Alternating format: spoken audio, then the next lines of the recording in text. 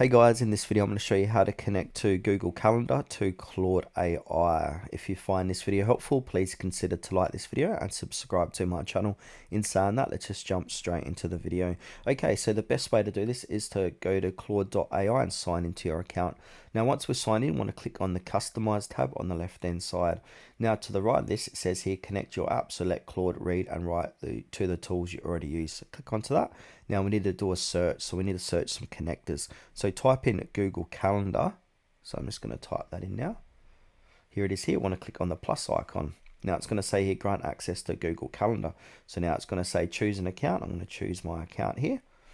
Now give that a few moments. We want to allow this to happen, so I click continue. Now select what Claude for Google Calendar can access. So if you want to select view events, see and download, see and edit, I'm just going to select all for this process. Click continue. Now once you've successfully done that, you're going to see on the right hand side connected to Google Calendar, and if we come over to connectors, we click into that, we can see under the connectors I've already got a few connected into here. Click on Google Calendar and you can see this is connected